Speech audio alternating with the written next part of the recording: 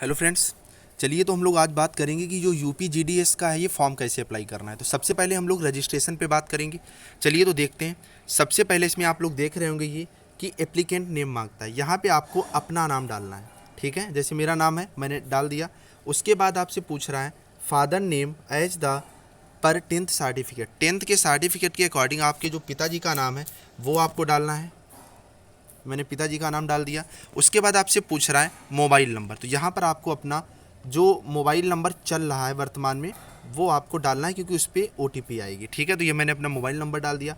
उसके बाद आगे आपसे डेट ऑफ बर्थ पूछ रहा है, तो आपको यहाँ पर डेट ऑफ बर्थ डालनी है जो भी आपकी हो। जैसे मेरी जुलाई, सॉरी ये चल नहीं रहा है, 1998, ये महीना जुलाई है, 8 जुलाई 1998 मेरी डेट ऑफ बर्थ है, वो मैंने डाल दी। आगे आपसे जेंडर पूछ रहा है, आपका जो जेंडर वो डाल दीजिए। फिर कम्युनिटी आप बिलोंग कहाँ से करते हैं, आप जर्नल हैं मतलब यूएन रिजर्व्ड, ओबीसी हैं, एससी हैं या एसटी हैं, तो वो आप अपना क्लियर कर लीजिए। आगे है वेदर बिलोंग टू ईडब्ल्यूएस। अगर आप ईडब्ल्यूएस से बिलोंग करते हैं तो आप यस कर दीजिए, अगर नहीं बिलोंग करते हैं तो आप नो कर दीजिए। आगे पूछ रहा है are you a person with disability. अगर आपके अंदर कोई डिसेबिलिटी है, मतलब जैसे आप विकलांग हैं या आपको कम दिखाई पड़ता है, तो आप डिसेबिलिटी में डाल सकते हैं। तो यहाँ से मेरे कोई नहीं है, तो यहाँ पर मैंने नोट कर दिया। अब सिलेक्ट आपसे पूछ रहा है पीडब्ल्यूडी कैटेगरी। अब यहाँ पे अगर आपके पास कोई डिसेबिलिटी नहीं है तो ये आपके पास क्लिक ही नहीं होगा। आगे अब हम लोग बात करते हैं सर्कल इन विच 10th क्लास पास। आपने जहाँ से 10th पास किया है वो आप डाल दीजिए। जो आपका स्टेट हो, जैसे मेरा उत्तर प्रदेश है, मैंने उत्तर प्रदेश डाल दिया। ईयर ऑफ पासिंग 10th, आपने 10th किस ईयर में पास किया है वो आप डाल दीजिए। जैसे मैंने 2013 में 10th पास किया था। अब आगे कह रहा है अपलोड फ़ोटो। यहाँ पर आपको फ़ोटो अपलोड करनी है। उसका जो साइज़ है, सबसे मेन चीज़ है, वो 50 KB से ज़्यादा का नहीं होना चाहिए।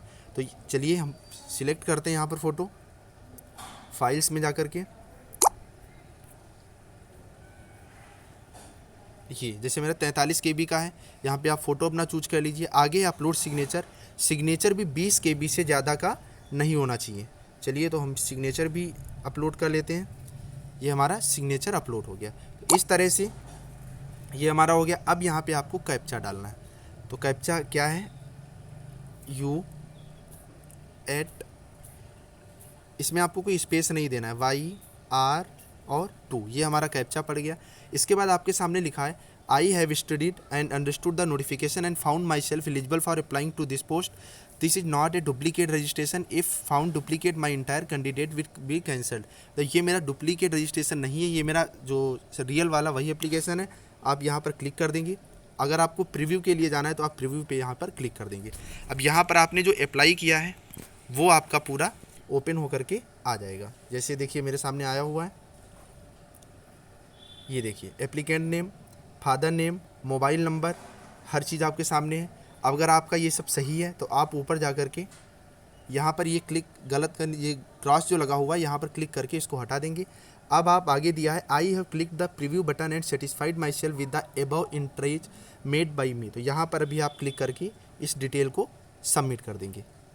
जब इस डिटेल को सबमिट करेंगे, ये डिटेल आपकी सबमिट हो जाएगी और आपके सामने जो ये आपने रजिस्ट्रेशन किया है ना वो पूरा खुल के आ जाएगा। इस तरह से आपका रजिस्ट्रेशन कंप्लीट हो जाएगा। अगर आपको प्रिंट निकालनी है तो आप यहाँ से प्रिंट भी निकाल सकते हैं। तो ये था।